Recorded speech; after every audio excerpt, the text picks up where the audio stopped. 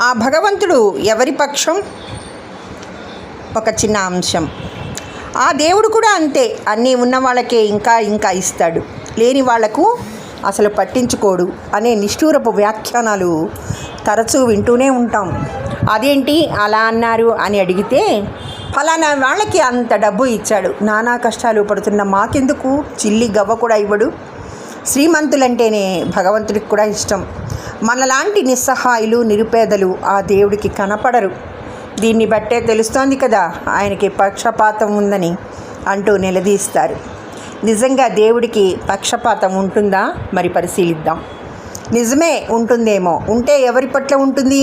దేవుడు నిజమైన భక్తుల పట్ల పక్షపాతం చూపిస్తాడు, ధర్మం వైపే నిలబడతాడు. కానీ సాధారణ మనుషుల్లాగా భగవంతుడికి కూడా పక్షపాతం ఉందని సామాన్య అర్థంలో అంటే అది తెలివి తక్కువ వ్యాఖ్య అవుతుంది. దేవుడి అనుగ్రహాన్ని సంపాదించడానికి అనుసరించాల్సిన మార్గాలు ప్రత్యేకంగా ఉంటాయి. ఆయనను పూజించినా లేకున్నా ధర్మహానికి పూనుకోకూడదు, అసత్యాలు చెప్పకూడదు, అన్యాయం చేయకూడదు, అక్రమాల జోలికి వెళ్ళరాదు, బలహీనులను స్త్రీలను పిల్లలను బాధించకూడదు. ఇలా నడుచుకునే వాళ్ళే దేవుడికి ప్రీతిపాత్రులవుతారు. ఇంకా ఇంకా చెప్పాలంటే ఇతరులను తనతో సమానంగా చూసుకునే వాళ్ళను, తనకు సాధ్యమైనంత వరకు ఇతరులకు సహాయం చేసేవాళ్లను ఆ పరమాత్మ దయగా చూస్తాడు. మంచిగా మర్యాదగా గౌరవంగా మాట్లాడేవాళ్లను, ఓర్పు గల వాళ్ళను ప్రేమిస్తాడు. ఇతరుల తప్పులను క్షమించే వాళ్ళను, ఎవరిని నిందించకుండా వాళ్ళు తమను తాము సరిదిద్దుకునేందుకు సహకరించుకునే వాళ్ళను దేవుడు గమనిస్తాడు, తన జాబితాలో నమోదు చేసుకుంటాడు. ఇతరులను ఆదుకునే వాళ్ళను మనమే దేవుడు అంటాం కదా, కనుక నిస్వార్థంగా పరోపకారం చేస్తే దేవుడు ఎప్పుడూ మన పక్షానే ఉంటాడు. కానీ ఇవాల్టి రోజుల్లో దీని అర్థం మారిపోయింది. అవతలి వారి మంచితనంతో పని లేదు, వాళ్ళు తమ బంధువులో కోరిన పని చేసి పెట్టేవాళ్ళు అయితే చాలు, తమ శక్తియుక్తులన్నీ వాడి మరీ వాళ్ళకి అండగా నిలుస్తారు.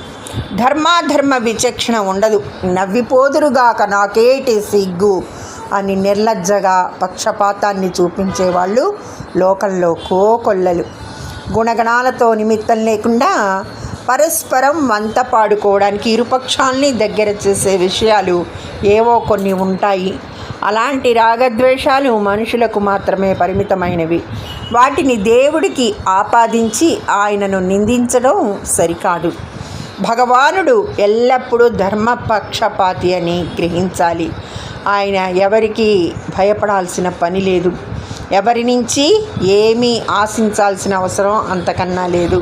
అందరికీ అన్నీ ఇచ్చేవాడు ఆ పరమాత్మే అయినప్పుడు ఆయనకు ఎవరేమీ ఇవ్వగలరు? ఈ ప్రపంచమే ఆయనది, ఆయన సృష్టిలోని ఒక అంశం మాత్రమే మనం. కాబట్టి భగవంతుడిని నిస్వార్థంగా పరిపూర్ణంగా ప్రేమించాలి. పరమాత్మకు ఇష్టమైనవి ఏంటో తెలుసుకొని మనం వాటి వైపు నడిచి ఆయన ఆశీస్సులు పొందాలి. ఆయన భక్తుల పక్షపాతి అయినందుకు సంతోషించాలి. ఇదండి చక్కటి విషయం. ధన్యవాదములు. సర్వే జన సుఖినో భవంతు. మీ అభిమాన హిమబాల.